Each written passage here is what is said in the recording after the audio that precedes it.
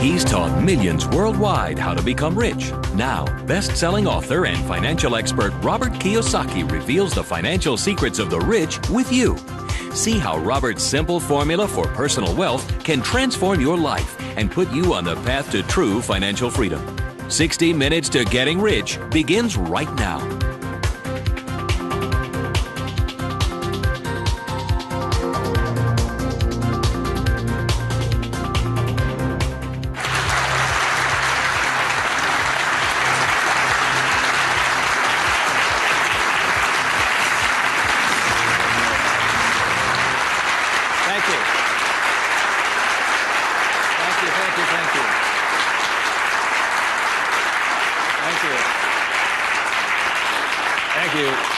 You're very kind. Thank you very much. First of all, thank you for coming here this morning, and some of you came from some great distances. I remember every time I do a talk, I'm always worried that people won't show up, and so my ego couldn't handle the blow. So thank you for showing up, and I'll do my best to be of some value or entertainment today. First of all, how many people have had the chance to read Rich Dad, Poor Dad? Good. Okay, thank you. For those who haven't had a chance to read the book, I'll give you a quick background on the story. Rich Dad, Poor Dad is a true story, and it's based upon my two dads. My real dad was the head of education for the state of Hawaii, a very smart man. He was the boss and things like that when I was in school. And my rich dad was my best friend's father. And my best friend's father was a man who didn't finish school. He dropped out of school at age 13. But ultimately became one of the richest men in the state of Hawaii. Self-made, did it on his own, and stuff like that. So Rich Dad, Poor Dad is a true story of what two fathers tell their two sons, my best friend and I, about the subject of money. And as the the positioning statement of the book says, what the rich teach their kids about money, that the poor and middle class do not. And as we all know, for the most part, we learn very little to nothing about the subject of money in school. And so what we learn about money oftentimes is handed down from parent to child.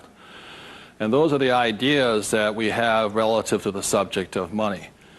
So my rich dad was a man who, he was my best friend's father, like I said, when you look at the white sand beaches of Waikiki and the hula girls and the palm trees, my rich dad was the guy that owned the land underneath the hotels.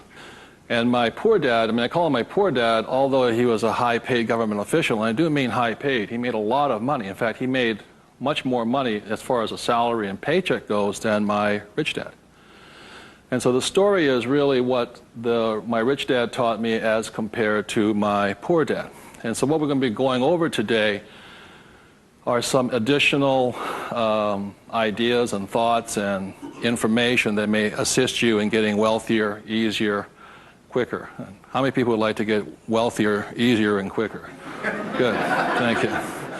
So in contrasting them, most of us have heard, like my poor dad, very middle-class man, smart man, but he had middle-class ideas when it came to money and values. And he always said, son, our house is an asset, and it's our largest investment. And my rich dad would say, here I'm 9 years old, I go, okay, I got it, Dad, I got it, right? And then I would go over to my rich dad's house, and I would say, my dad just said, our house is an asset and our largest investment. And my rich dad would say, well, that's why your old man's not rich, is because your house is not an asset, and if it's your largest investment, you're in really big trouble. And that's when the contrast that started to hit me. And then my poor dad always said, do you think money grows on trees? And his favorite words were, I'd say, Dad, let's buy this. He goes, I can't afford it. And my rich dad said he forbade his son and I from ever saying the words, I can't afford it. He said, the moment you say you can't afford something, it becomes true. So the power of the spoken word or your thought has the ability to become what you think is real in the world. So if you say, I can't afford something, that becomes your real world or reality. And what my rich dad said instead was, instead of saying I can't afford it, simply say, how can I afford it? Or in school, a lot of times, I'd say, hey, Dad, guess what? I'm going to be a millionaire. He goes, you can't do that. And my rich dad said, never say you can't do something. Ask yourself, how can I do it? And he said, and just in the switching of those words, if you say, how can I afford it, your mind opens up to the possibility. And your mind then has to go to work. This is your single most powerful tool you have is the brain. But if you say, I can't afford it, then the thing goes to sleep and it sits there, goes dormant, and doesn't have to do any more work. You're the one who's doing the work then. So those are some of the subtle differences. My poor dad, the school teacher, the head of education, always said to me, he says, son, go to school, get good grades, get a safe, secure job, high-paying job, and work hard. And my rich dad said, that's a good idea if you want to work hard all your life. He says, but if you want to get rich, you have to learn how to have money work hard for you so you don't have to work for it. And you also have to learn to buy companies. Don't be the guy applying for the job, be the guy that's handing out the job. But I want to give you something I really say to people, is that there was 3 main points that I think made a difference in my life. And point number 1 is that I realized very early on in life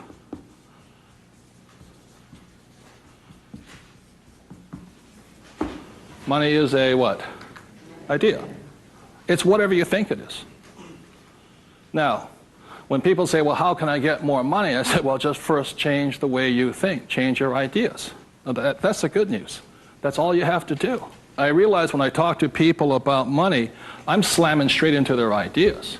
And a lot of times with money, there's several subjects you don't talk about at the dinner table: sex, religion, politics, and money, and whatever. And the reason for that is it's a very volatile subject. Whereas in my family, my poor dad, the school teacher family, was, I'm not interested in money. Money is not that important to me. And began to realize that was my poor dad's idea, was his attitude. Whereas my rich dad always said to me, money is power. Money gives you power. Respect it. Treat it respectfully. So there's all these different ideas about the subject of money. The thing I hear people say is, I'll never be rich. And that becomes a self-fulfilling prophecy, you see. And that's why money, just as an idea, is so, so powerful. And when I talk to people, I oftentimes ask them, I say, what did your parents tell you about the subject of money? Because that becomes real. If you were told, go to school and get a job, see, many of us may not be in the same profession, but we're following the same path. And most people did not come from families that were rich. In America, less than 1 out of 100 people at age 65 becomes rich. In the richest country in the world. 1 out of 100. 4 become wealthy. I think 56% are dependent upon the government or a pension to take care of them. And they start going downhill. So what I had to do, what I'm going to be talking to you about, is I had to watch my ideas, I had to watch what I said, and I had to watch who was giving me the ideas. Okay?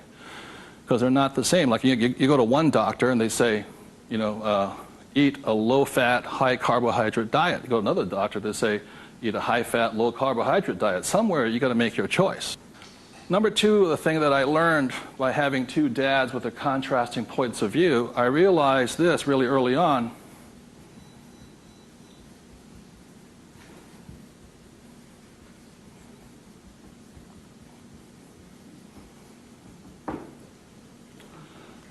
I realized that money doesn't make you what? Rich. Because my poor dad made more money than my rich dad.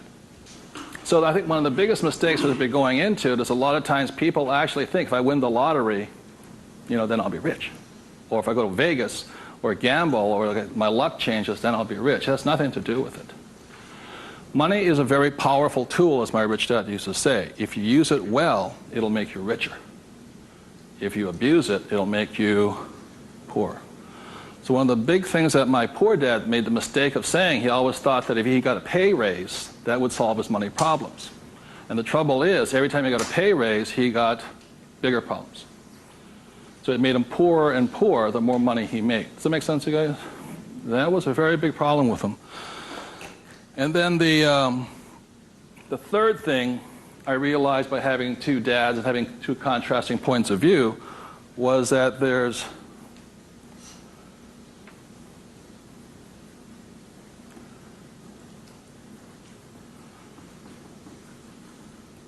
Two kinds of money problems.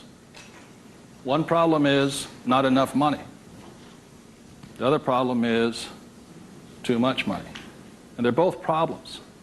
And the thing that I say to people is this, that, like I think most people think they're real special. I'm the only one with money problems. Well, the reality is everybody has money problems. Everybody. Every single person. Every company has money problems. Every country has money problems. Every government has money problems. Everybody has a money problem. What makes you rich or poor or middle class is how you challenge or handle the problem. And what most people do, since, so most of us came from families where the problem was too much or too little. Too little. And that becomes our idea. We think money is scarce, hard to get, work hard for it. Very popular idiom going around today suggesting that the way you get rich is cut up your credit cards. Oh, man. Live below your means. Those are poor people's mentalities. Save, go long term, buy mutual funds. And it's not a rich person's way of thinking. I love my credit cards. They make me happy.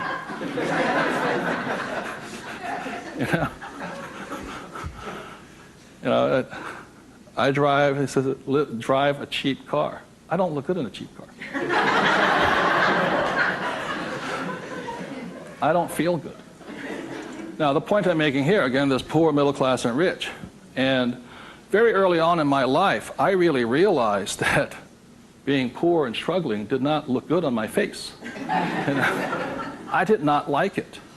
But I grew up in a family that if you were rich, the idea was that you were crooked, evil, not caring, inhuman, not generous, and all that stuff. So if I said I want to be rich, then I went against my family's values. It was tough having that. Now, the other thing I saw was that by my rich dad managing his money well and becoming a business owner and an investor, that he got richer and richer and richer. Then he had a different kind of problem. His problem was too much money. And my rich dad said to me when I was about 18 or 19 years old, he said, son, there's two kinds of problems. Not enough or too much. Which one do you want?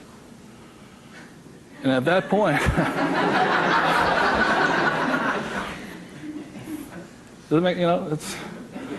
and so I made an obvious choice. I said, I like the one with too much. I want to have that problem. And it's a very big problem. So knowing these three different things, I could make different distinctions and different choices in my life. The big point I want to make today is that money comes down to fundamentally a choice. That's all it is.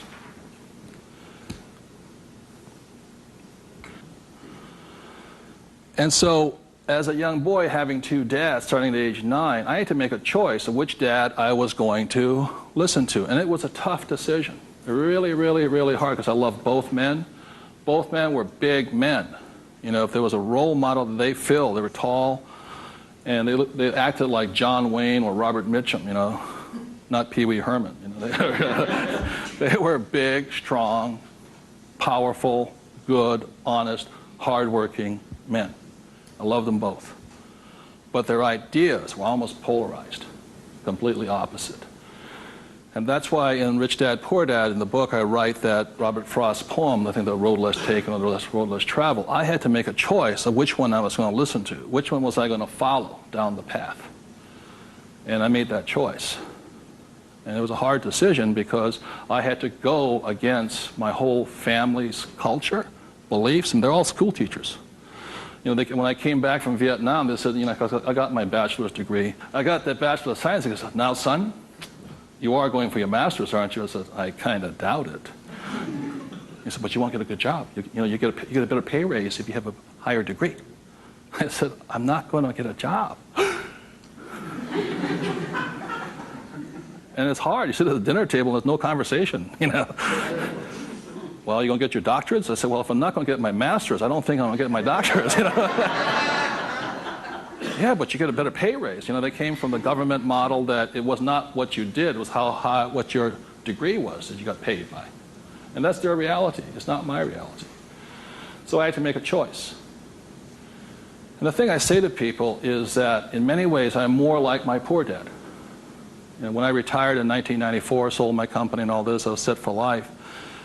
You know, I realized that I'd been too much like my rich dad, and that I wanted to run the second half of my life more like my poor dad, but I was going to teach people what my rich dad taught me. And that was a decision I made. But the thing is, it's a choice. And my propensity, my natural inclination, my genetic makeup, my mental makeup is more to be poor. I have to fight my natural inclination to go for job security, to play it safe, save money, invest for the long term, all that other rot my father believed in. The point I'm making here is this: every morning I get up, I still make the same choice. Every morning I get up, I make the choice. Do I make the choice to be poor, middle class, or rich? And we all have that choice. You know, we have to, as individuals, make that choice. By the end of my talk today, you'll find out how easy it is to become exceedingly wealthy. But it's just a choice. Okay? So my intention is to maybe shake some of your core values. You know, think about the way you think, change the way you think. You may want to make some new choices and things like this. That's my purpose. So what I'd like to ask you to do is you find a partner. I'll give you about 30 seconds, and you can just talk it over. You talk about what your parents taught you, what choices you had, but more importantly, talk about this subject here. It's just an idea. What were some of the ideas you got from your family? The idea that you think you work harder and make more money, will that make you rich? I don't think so. And there's only two kinds of money problems. Which one do you want? If you're sitting by yourself, break out a notebook and just write down some of your thoughts. Because really, it's just your ideas that cause you to be rich, poor, middle class. So we take about 30 seconds and discuss with the person next to you some of these ideas. Thank you.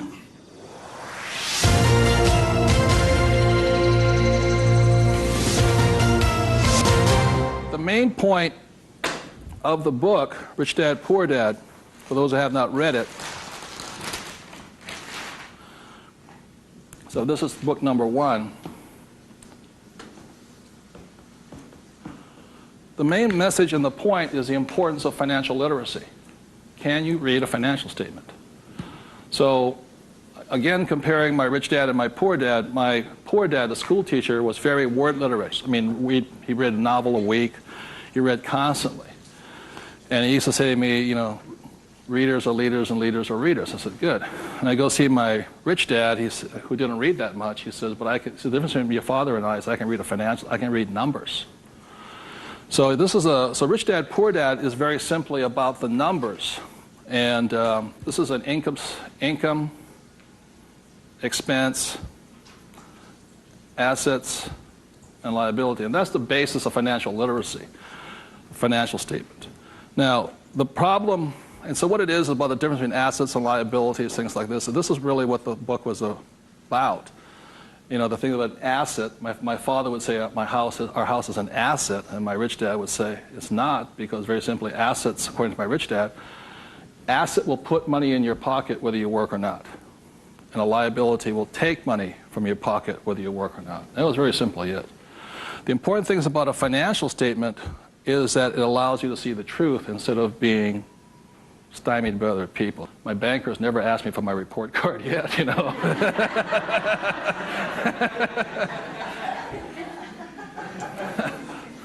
And what your banker asks for is your what? Financials. Because what a banker wants to see is your financial intelligence, not your academic intelligence. And both are important. Academic intelligence is important, you know, forever. But so is financial intelligence. So my rich dad said your financial statement is your report card once you leave school. And the problem is 99% of the people leave school and they don't have a clue what a financial statement is, much less what a checkbook is. You know, they know credit card, but they don't know much beyond that.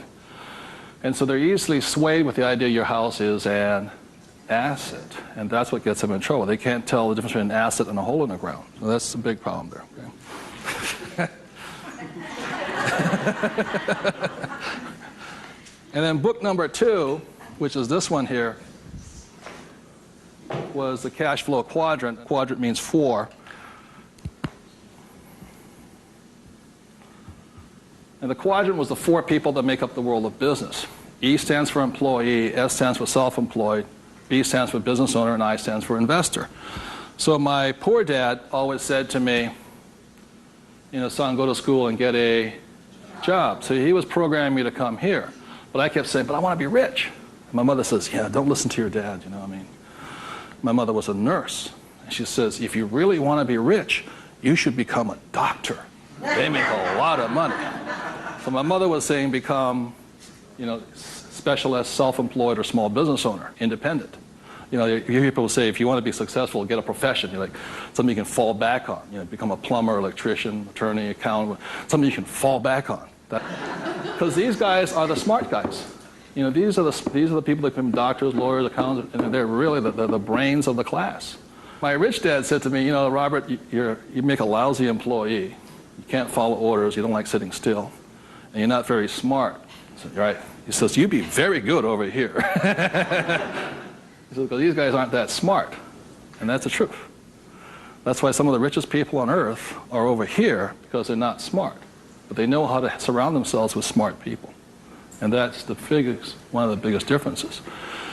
And the other part is the investor. And the investor uses a different mentality, different emotions. The investor wants their money to work for them. And their words are, what's my return on investment? How soon do I get my money back? See, most people have the money in a 401k. That's not an investment plan, it's a savings plan. An investor would not do that because it ties that money up too long. I want my money in and I want my money out. I want to know when it comes back to me. It's called velocity. How soon do I put it in? How soon does it come back? Savers put it in and they leave it there forever. It's a different value system. My rich dad said, you always tell an employee by their words. They use the same words all the time. So an employee will always say, I'm looking for a safe, secure job with benefits. Always. My rich dad also said you can always tell a self-employed person because they'll say such things as, I'm going to charge you 6% commission, like a real estate salesperson, or $100 per hour, or I'm going to charge you for the job by this much. So they go, for these people, time is money. And the business owner, what they say, I'm looking for the smart people, best people, I'm looking for the best system. They don't, because they want to move on and start another business. They want to have multiple corporations. Very big difference. An investor says, I want an ROI. Now, the theme song for the self-employed, the difference between the small business owner and the big business owner is very simply this. A big business owner, if they do the job right and build the company, they can leave. And when they come back, the company's doing better without them, more profitable because they have the right people running it. A self-employed or a small business owner, if they leave, the income goes where? Down. Or if they have employees, they just ferret out they just take everything, the thing falls apart. So that's the difference. And also the difference between an S and a B is the size of their ideas. Like a lot of times I meet people come up to me and say, I want to start a hamburger stand. One hamburger stand, Whereas the same guy named Ray Kroc comes and says, I'm going to build a hamburger stand all over the world. Difference in vision, idea, and leadership skills. They're very, very different people. And the reason they're different is because emotions. This person here values, it's fear, so they want security. Security drives them hard. So they're fearful. This person over here is lack of trust. And these guys are highly specialized. They're also the most satisfying, because they have their own time, their own life, and all this. They're very happy this way, but it has its limitations also. And generally, these people are limited to about $500,000 a year max in here, just because time is money. Over here, it goes unlimited, how much you can earn. So there are very, very big differences in the thing. The investor here, their thing is they're neutral, emotionally neutral. In other words, what that means is they don't care if you're winning or losing. When somebody says, I go to somebody, the stock market's going to crash. The mutual funds get wiped out. They're not neutral. They're reacting. A true investor doesn't care if the market goes up or the market comes down because they're going to make money either way. That's an investor. They really do not care. They know that losing is part of winning. It's called money management, how well you do that and all this. Very, very neutral. And this person over here, the emotion is patience. You have to be patient. These guys want to get paid now. These people may not get paid, and the average, 3 years, right? They don't get paid. That's why the first question when somebody comes to ask me to invest in their company is, are you willing to work for free for 3 years? I go, no. I said, well, I don't invest with you. Because you're still thinking like this. So those are the emotional differences. Because today, just being an employee is suicidal. Today you have to be employee plus an investor. You can be self-employed plus investor. Okay, you have to be on both sides of the quadrant, is what I'm saying, minimum. Whether you're here, here, or here. If you ever want some time off, you have to be an investor today. So very simply on, starting from the age of 9 and 10, I started here and I stayed here. That makes sense, you guys? I stayed here. Because this is my money working hard for me, so I don't have to work hard for money. It's a different point of view. They're very, very different. The rich have the best investments, number one, because they have money. People say, how do you find a deal? I say, get rich. Because if you have money, they come find you. It's really simple. The thing about this one here, the richest or the fastest game in the world played today, the way to get rich forever has been this one. I talk about in this book how my rich dad went and bought one of the best pieces of white sand beach in Hawaii. And I said, how did you afford that? He wasn't making any money. He didn't have a job. He says, how do you afford the best piece of beach in Hawaii? He says, personally, I can't afford it. See, none of these people could afford it either. It was about $10 million. Individually, you cannot afford it, but your business can afford it. It's one of the biggest secrets of all. So the reason I started here and learned to build businesses so I could invest. So I can take down bigger and bigger properties by this. Individually, I cannot do that. I don't earn enough money as an individual, but my company can. So the thing about the third book, which is Rich Dad's Guide to Investing, is called the 90-10 rule of money. The 90-10 rule of money is very simply says is this, is that 10% of the people always make 90% of the money, always. That's a very big part of it. And a big part of the investment book is how do you take your idea, build a business around it, and take your business public.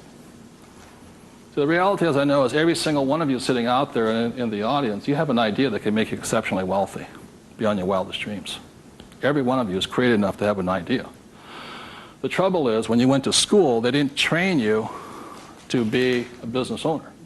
They trained you to be an employee, working for the rich. What the rich have the ability to do is take their ideas and create massive businesses out of them. So you have your business, which does your investing for you. And the tax laws are written in your favor investing through a business. That's how the rich get rich, because they pay less in taxes, very simply because they invest through the B and I quadrants. Investing from here, the laws are written against you here. In America, 1943 was the Current Tax Payment Act, which made anybody who was an employee could not pay themselves first. Government gets paid first. If you get a pay raise, government gets a pay raise. Forever. Forever. You make $1 million, you still pay more in taxes, incrementally. 1986, they passed the Tax Reform Act of '86. All doctors, accountants, attorneys, and the laws were changed against them. But they never changed the laws for the rich, because this is how the rich have gotten rich, by owning corporations and businesses. And that's been in effect since 1215, which is the signing of the Magna Carta. So ever since the thing is, you have to know, you want to get rich, you have to play by the rules of the rich, because the rich make the rules. And for the last thing I'll say about taxes is this. If you're an employee, the tax laws is that your financial looks like this. If you're a business owner, your financial looks like this. And the big difference here is this, is as an employee, your first line item expense is tax. If you're a business owner, it's the last. That is the biggest loophole ever. And that's why the rich get richer. Is they can take their money that comes in here and goes in here, and these guys, the money comes in and goes there. Very big difference. So would you take 30 seconds and discuss whatever you have heard so far? Thank you very much.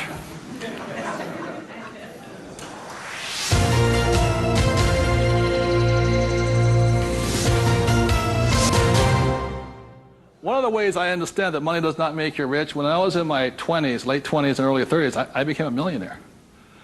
And it went straight to my head. And, you know, when you have money, you think your IQ goes up.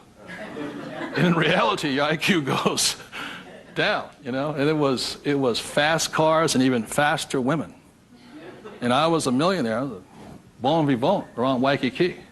Now, I don't regret a thing. It was a lot of fun. But the more money I made, the more stupid I became. Anybody ever had that problem?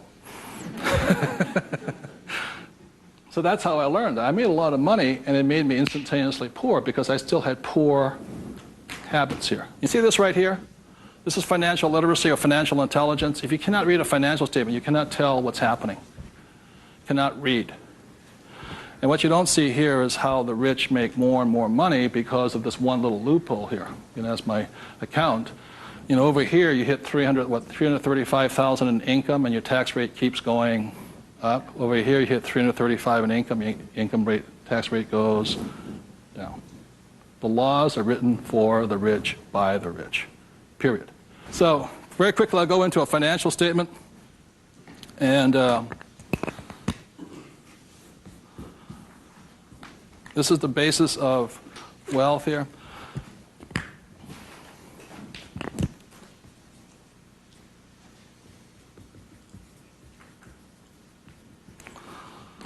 So what happens to most people is they say their house is an asset and all this. My rich dad said, your house is not, whether a house is an asset or not, has nothing to do with this thing here. It has to do with the most single important word in business, and that word is called, what's the word? Cash flow. It's cash flow determines it. So, very simply, when I was 9 years old, my rich dad said an asset is something that flows money into your pocket, and a liability is something that takes money from your pocket. Just because your banker or your accountant says your house is an asset doesn't mean it's an asset. So when I read a financial, I see something listed here, and then I see whether it lodges up here. Now, if it doesn't lodge up here, then it must be going this way. It's going out the expense with no income. Does that make sense, you guys here? That's a very simple way of looking at it. Now, taking it one step further, this is where the confusion sets in, is very simply because if you buy a house for, let's say, $100,000, and you get an $80,000 mortgage on it, you put $20,000 down, the problem is your house is listed both asset as well as liability, and that's where the confusion starts. It's listed in both sides, and that's the problem. So the thing here is this, and by the way, the word mortgage comes from the French word mortier, which means death. You know, so that means you're engaged until you're dead with the house, and it's staggering. So let's say you buy this little green house here. Okay. The way you know it's an asset or liability is, let's say I use it as a rental property, and after paying all taxes, you know, taxes, insurance, and expenses, and all this stuff, I make $100 a month. It shows up over here under income of $100 a month. Now, if let's say I have a tenant who trashes the place, doesn't pay me rent, takes me a year to evict the bugger, immediately that house becomes a what?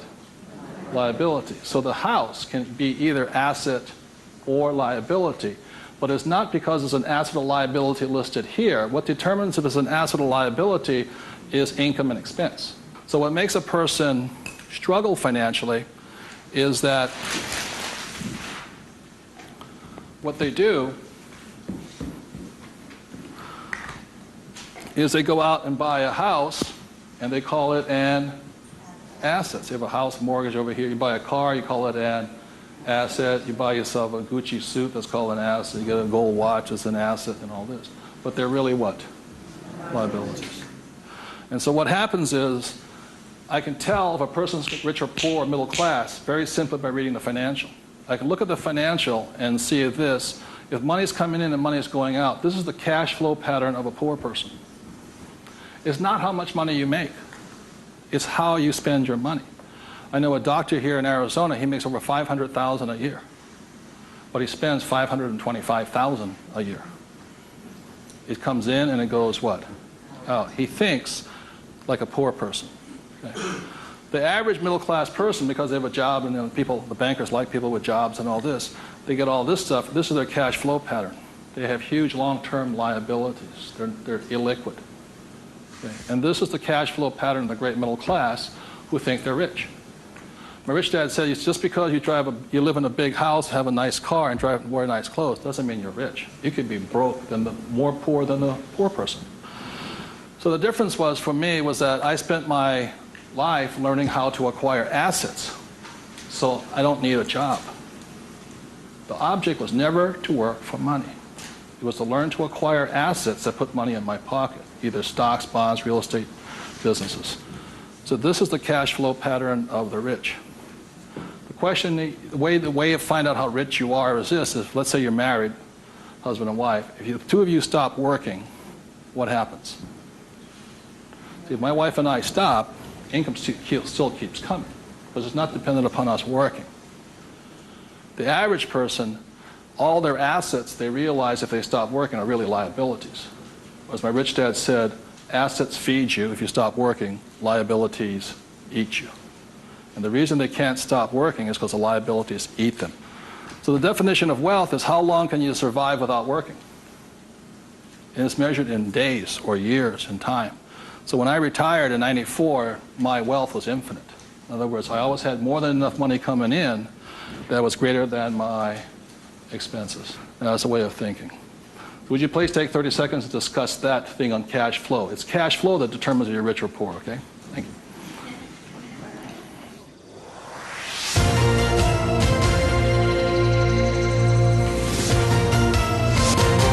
So one of the things I want to be clear on this is whether you're an employee, self-employed, business owner, or investor, the most important thing is this asset column here is your business. One thing my rich dad said, you got to mind your own business. You know, when you become an employee, you mind somebody else's business. You're self-employed, you're oftentimes helping somebody else's business. So regardless of where you are, this is your business here. Like I talk about a rich dad, poor dad, you know, somebody says, what profession are you in? What business are you? I'm a banker. So, well, what, you know, that's their profession. It's not their business. This is your business. And your business, you should be an investor. You know, managing your own portfolio, acquiring your own assets, be it business, real estate, or paper, like stocks, bonds, and mutual funds. So what we're taught in school is not to mind our own businesses. We're taught to mind everybody else's business. And that's my message, is mind your own business. That's how you get rich, okay? So moving on, last thing is this. So when a banker says to you your house is an asset, he's not lying to you. He's just not saying whose asset it is. It's his asset, right? So when you go across town, you go to your friendly banker, and you'll see that your mortgage is listed under what? Their asset column. So that's the fact right here. It's a mortgage here. And the way you know it's an asset, and they list it that way. I'm not telling you something, that they list it that way. The way you know it's an asset is because your mortgage puts money in their pocket.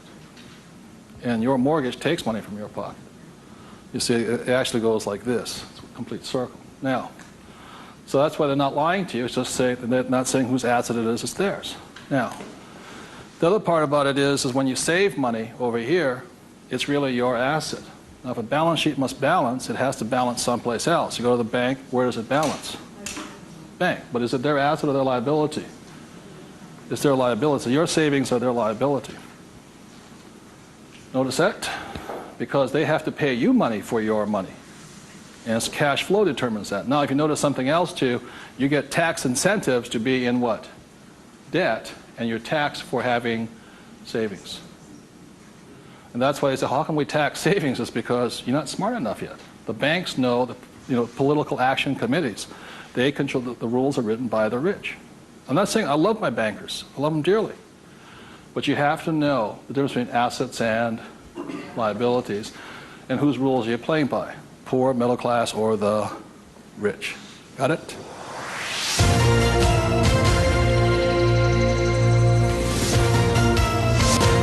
I'm going to talk about a subject that's getting nearer and dearer to many of my peers' hearts lately. And the subject is retirement, or the lack of the ability to retire. So I said the way I retired early has to do with the issue of this.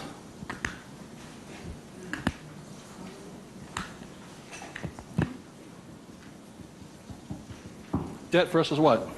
Equity. The reason I could retire early was because I'm in debt. I borrowed my butt off to retire early. The average person is going to take to 65, 75 as long as possible because they're trying to retire on what? Equity. In other words, they're going to try and use their hard-earned cash to retire, where I would rather use the bank's money to retire. So I am in debt up to my eyeballs. Because the reason is I know some of you out there, because I'm sure some of your parents told you to get out of what? Debt. Well, that's not that intelligent. Because you have to know there's good debt and what? Bad debt. And most people are loaded with what? Bad debt. And if you want to get rich, load up with what? Good debt. And the question I asked those bankers, I said, let me ask you this. How long would it take you to save $1 million? I'll ask you guys, how long would it take you to save $1 million? A couple of years at least, right? Yeah. How long does it take you to borrow $1 million? About 10 minutes. If you have good financials. And that's the difference. And that's the price people pay for not being educated in this world, to think that they have to work hard, save money, and finance your retirement on equity. I'd rather do it on debt. And the way I do it on debt is my banker will always lend me money on a thing called real estate. Always. They will not lend me money to buy stocks, but they will lend, even if it's, bank of what stock, their own stock, they won't lend me $1 million for 30 years at 8%. But I find a commercial building, $1 million, 8%, 30, they'll all day long. The thing that scares me right now is never have so many people in the history of the world bet their retirement on the stock market. And they've bet real money. Am I correct? And trust me, the market will crash. Always has and always will. Now, those taking deep breaths right now, it's because you're not, because that should be good news. Because if it crashes, that's when you get rich. But the people who have been trained to think of playing it safe and all this, they're going to be in terror. Completely different point of view. So the point I'm making here is this. One of the reasons I wanted to get educated, understand cash flow, play the game, was just so I could borrow money faster. When my poor dad always said to get out of debt. Debt was bad. So I just called, I just called my broker down the street here. I said, I need 2.4. He says, come in and sign the paperwork. That was it. 2.4 million, just sign. Now, because I can take that money and make 10 million out of it, the average person will go on vacation with it. Or buy a big house, or buy a boat. It's called fiduciary responsibility. If you can prove you know how to manage your money and you have the good financials, plus you have a couple of million in cash, they'll lend you all the money you want. Because they know my problem is too much money. And the reason I buy real estate is because I get more tax breaks. Real estate is a game of the rich, not paper. It's a really interesting world. So what I'm going to go into is how you can get to the point where you don't, I'm not recommending just go out and borrow today, especially if you have no education. I spent 40 years getting here to the point where I can call my broker up. Before, 10 years ago, I'd call them up and they'd laugh. How much do you want? But I took that as a feedback that I had to improve my financials. Does that make sense to you guys here? To the point where they would say yes. So the difference between my poor dad and my rich dad was this. My poor dad always said, get a high-paying what? Job. Big mistake. Because the trouble with a high-paying job is you get taxed. So my rich dad said, so was my poor dad, high-income job. That was the key to success. That's a very middle-class, pedestrian point of view.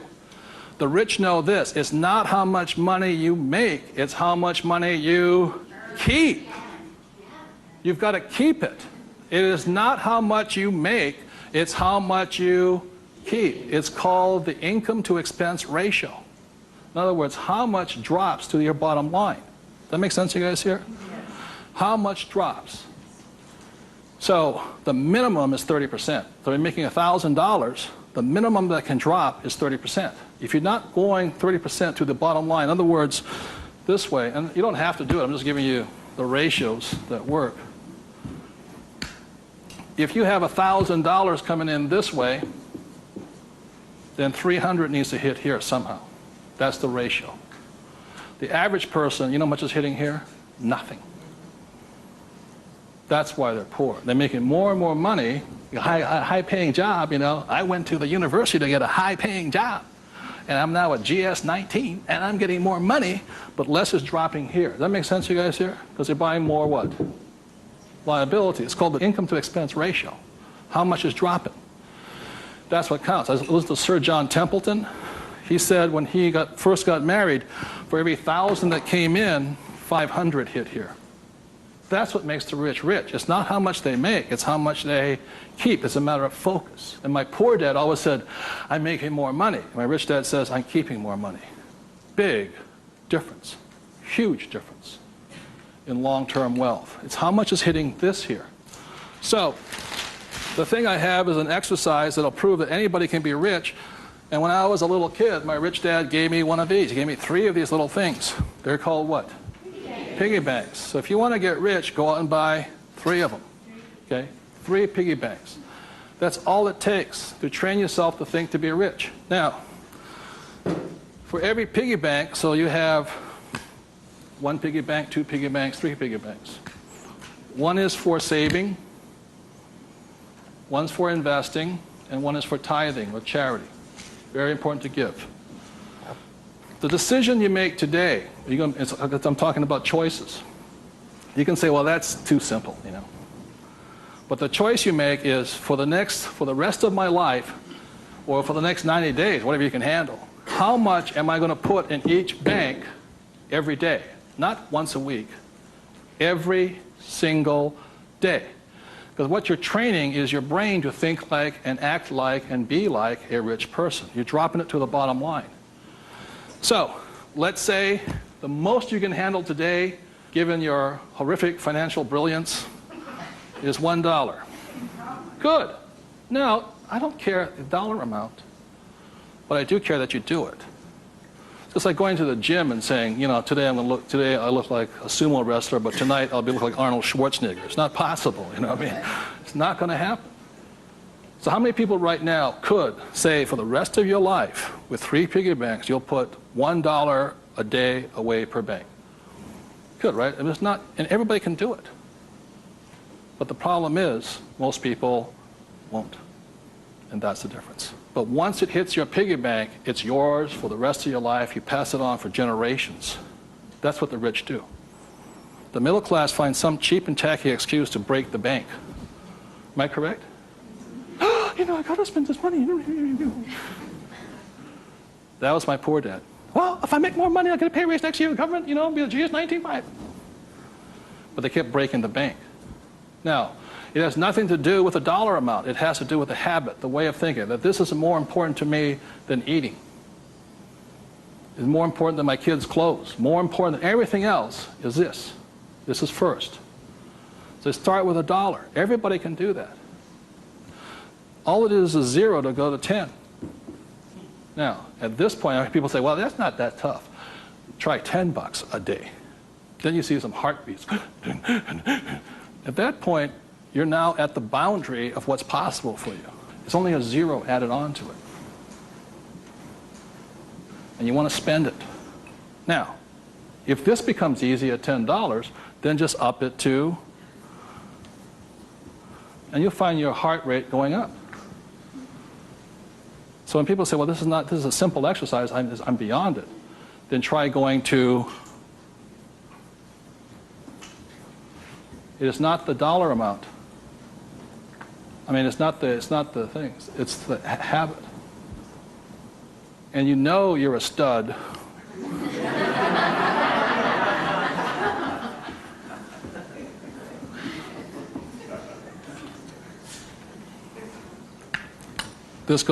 This never spent. This is what your mad money is. You buy your properties in stocks and bonds, mutual funds with. You can afford to lose this if necessary, but you never lose this one. And you tithe your church or charity of your choice. Now, I give to the charity that I would like to support, but I don't have the time to support.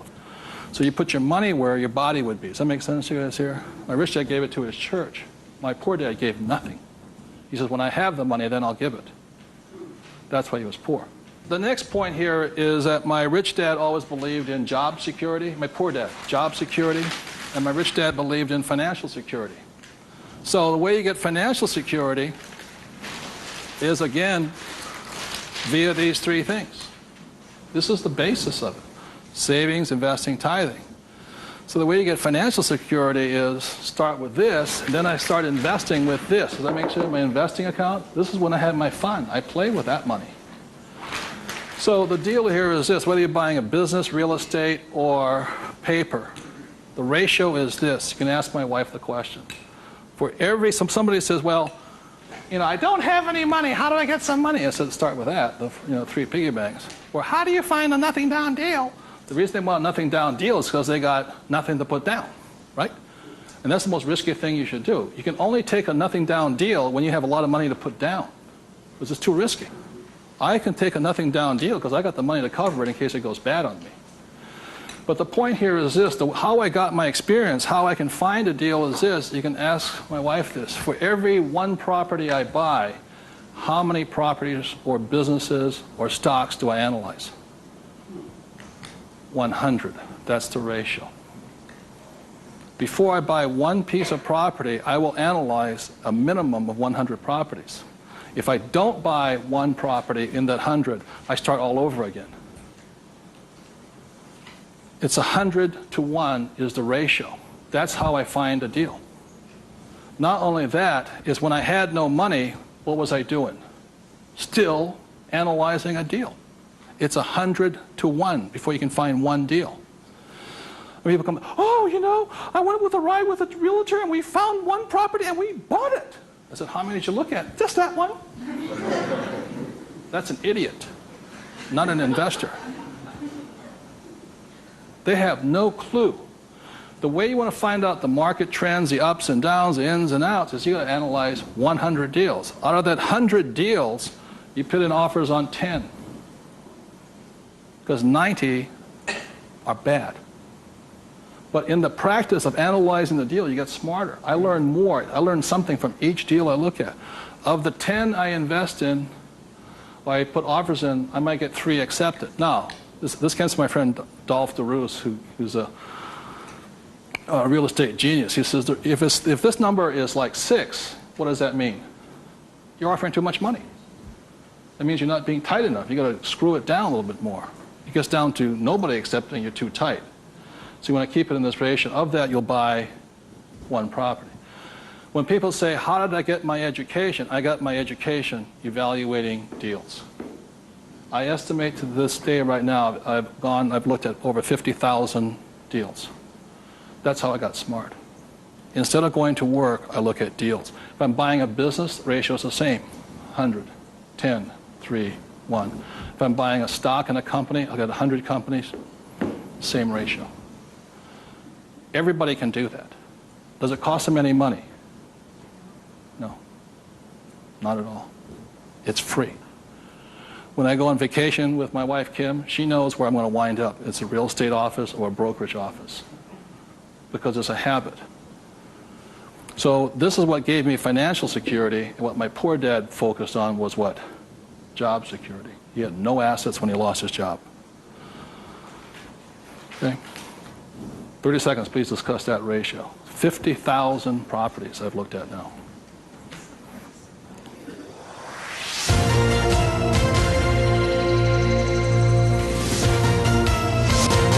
I'm going to do one last thing that, in my experience, keeps most people poor or struggling financially. So remember the 3 piggy banks? That gives you the money. Doing this, 100 deals, the reason I don't have a job is because it would interfere with me looking at deals. I don't want to do that. I'm looking at a deal constantly. That's the people that work with me constantly. That's all I'm doing is tracking down deals. It's a waste of time to work. I don't get rich. So that's the thing. The second part is most people don't have the time to spend the time to get rich. They're too busy working for the money. And the third part is most people say it's risky or it's fearful or they chicken out. They see a deal. Even if they see it, they back out. And I've seen so many people do it. And the reason for that is because if this is an iceberg, okay, most people, they say, I'm going to get the 3 piggy banks, I'm going to look at 100 deals, but it comes time to put the money, we call go hard on the dollar. Got to go hard. If this is your conscious mind, let's say,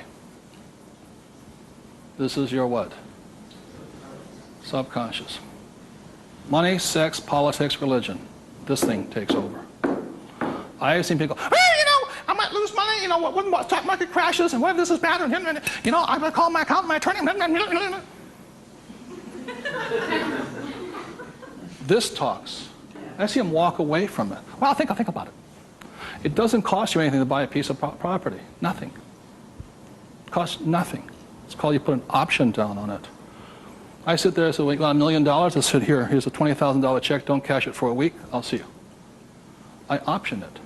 Same as in the stock market. Option. I don't use the thing. It doesn't cost you any money to buy a piece of property. But people will talk themselves out of it.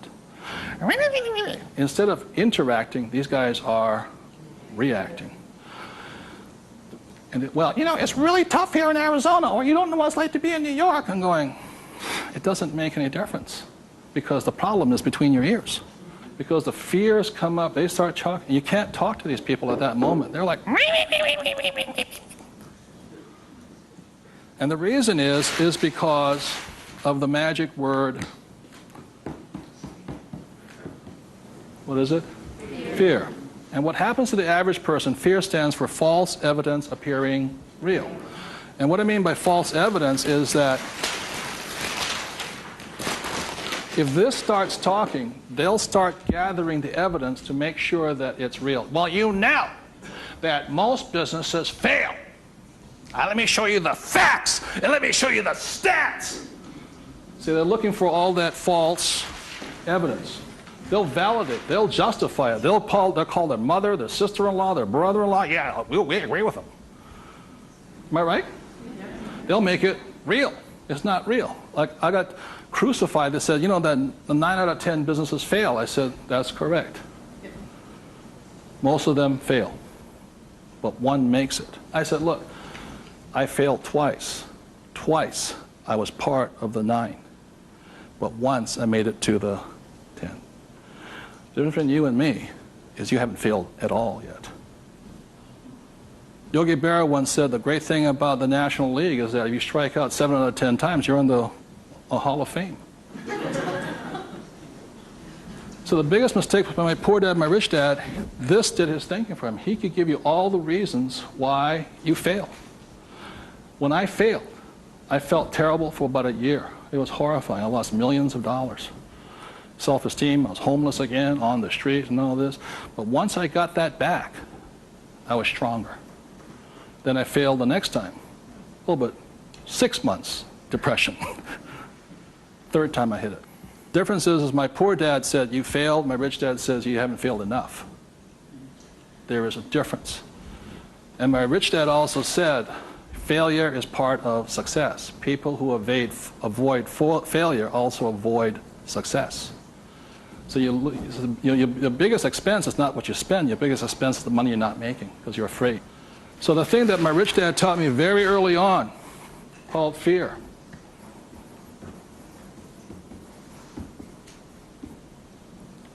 Fail early and fail responsibly. Look, if you know you're going to fail, do it now. Don't wait. Because each time you make a mistake, you get smarter if you do it responsibly. So the thing that I do is when I fail, I go, like I said to my investors a couple of 4 years ago, I said, I need to raise $3 million. The chances are we're going to fail. And if you can't handle the $50,000 shot, don't put your money in here. There's a good chance I'm going to fail on this one. So people left the room, and I got more money because I was forthright with them. I said, if I lose it, I'll tell you I lost it, and I'll tell you the next deal. But failure is part of the process. So the thing that I say to people is fail early, correct, but fail small. The first deal my wife and I did when we got back into real estate was a $45,000 deal, $6,000 down. If we failed, we would have got smarter than somebody who didn't fail at all. But we didn't. So we pushed the boundary, going bigger and bigger, hoping to fail. Well, everybody's avoiding failure. I'm hoping to fail because I'm going to get smarter. I open my mind up. I ask people for their advice. I synthesize the data and make my own decision. But I live and die. If I make a mistake, I own it. So I apologize. I blew it. I made a mistake. This is what I learned. Continue on. So I want to thank you all for being here. The thing I want to leave you most with is that every morning, as a 9-year-old boy, who was going to listen to it was a choice, rich dad or poor dad. Every morning I get up and I still make that choice. Who am I going to listen to?